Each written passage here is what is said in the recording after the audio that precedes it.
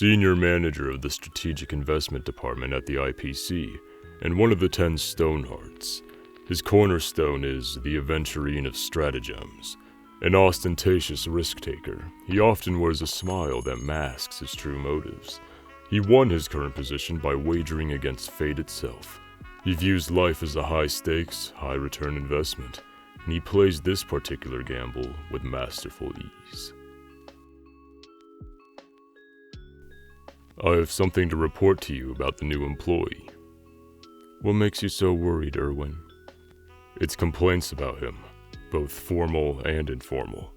My mailbox has been flooded with them like countless pieces of paper. I wonder if it's worth reconsidering his inclusion in the Strategic Investment Department. What do these complaints say? Mostly about his origins, those eyes of his. He once deceived the Marketing Development Department by falsely claiming that there were energy sources hidden in the barren land of Sigonia, not yet effectively developed and utilized. A huge amount of funds was invested into excavating it before we realized it was all a scam. And then there's the notorious Ejihazo Aventurine case. He misled the Intelligentsia Guild into believing that the remains of Tazironth, the Imperator Insectorum, were buried there. Despite the scholars being extremely cautious, they ultimately still fell into the trap. And let's not forget the letters from the counselors of the Sigonian sovereignty. They denounced his tribe for once breaking agreements and sowing discord, leading to significant changes in the balance of peace between the tribes, resulting in repeated delays in the signing of agreements between Sigonia and IPC. Allowing such an employee to join at the IPC would be a severe detriment to public relations. If these are the extent of the complaints, there's no need to tell me. You already know it all. Each gemstone holds unique value, and our task is to make investments. We don't need to appease those stubborn old-timers who send in complaints, as these rumors will eventually reach... No, they would already have reached his ears. Well, let's take this chance and see how big of a surprise he can bring us.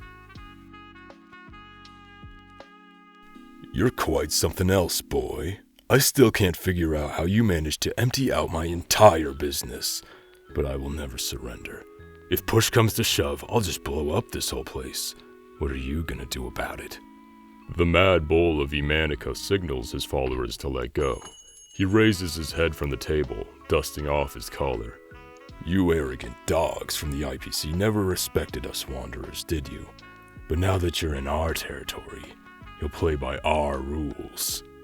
Mad Bull empties the cylinder, putting only one bullet in the revolver, and tosses it to the other man's feet. 6 shots. Fate will decide whether we live or die after a maximum of 6 shots. Do you have the nerve? The other man bends down and picks up the revolver. There are too many people who've pointed a gun at me.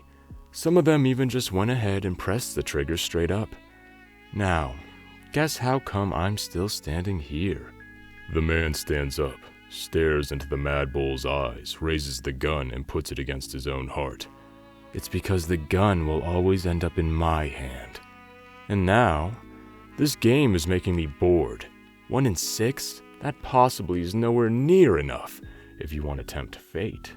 6 consecutive gunshots thunder out in the starship that is wrapped in a deathly silence. After the smoke clears, the man raises the gun again and walks toward Mad Bull. The revolver is now loaded with a fresh bullet. You need to learn how to turn yourself into a die first. You won't surrender. But why? Because you have this lousy game of chance? Or...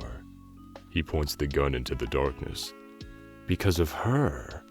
A woman holding a pistol emerges slowly from the direction the revolver points. The Mad Bull acts as if he found a lifeline when he sees her. Madam Jade, this is not what we agreed upon. At that moment, both of them open fire simultaneously, and 2 figures dressed in black fall from the shadows behind each of them. The IPC has enemies everywhere, right? The woman calmly holsters her pistol, takes out her cosmetic mirror, and inspects her appearance. You used our lives as bait, making them believe there was internal strife between us, and then you eliminated them all. A clever trick, although a bit reckless. He greets the woman with a smile, although his hands tremble slightly. Trick? No, it was just a test. The elegant lady opens her palm, revealing a shimmering aventurine of peculiar hues. There's nothing strange about it. Gemstones are destined to be desired, sought, cut, and sold. However, there's so much more you can do. It all depends on how you see yourself. He walks into the room at the furthest end of the corridor, remembering how he was still a grotesque prisoner the last time he came here. Now, he stands with his back straight and faces those who sit at the very top of the department. He listens to the blonde woman as she reads out the lengthy and boring report. Those cold, unfeeling numbers cannot convey the dangers that accompanied him as he walked on the thin line between life and death, nor can they communicate how much he had lost and gained during the journey. He is simply curious whether she is human or an Intellitron. The Aventurine, that symbol of power and of the future, is about to be officially handed to him. Yet, it would have no more allure or value in his eyes as soon as he obtains it, even though he had sought it by putting his life on the line. Do you have any more questions, Aventurine? Jade, the only person he knows among the presently gathered, asks at the end of the meeting. The Avgens in Sigonia. What happened to them afterward? Unfortunately, there are no more Avgens in Sigonia. You're the last lucky dog. What about those people who helped me on planet? Now I can finally repay their kindness. They are no more either. He returns to his office in a daze. The Aventurine stone emits a peculiar glow on his desk, seemingly congratulating and mocking him at the same time. Was luck truly on your side when you wrestled with fate? Paniconi, is Diamond finally ready to do something about it? The miniature model on the table continues to rotate, the crystalline memory bubble emitting tiny spheres of foam. The historic debt is utterly unimaginable, so the profit involved is also shockingly high. The person in front of him has their back turned to him, gazing instead at the purplish-red sky of Pier Point at sunset. But why me?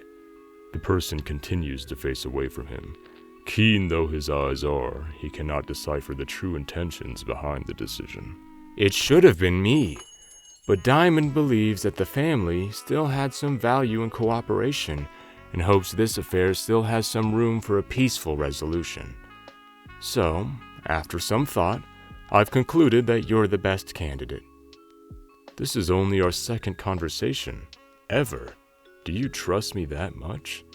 No, I've never trusted you. Perhaps Jade does, but I don't. Maybe luck won't be on your side this time, and the bill for all your past good fortune will come due.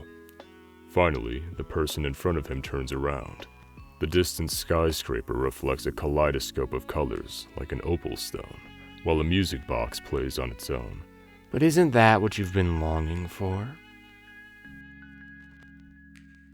With the final card revealed, despondency, rage, helplessness, calm, thousands of emotions immediately emerge from the faces of his opponents. Since we're already here, why don't we make everything more exciting?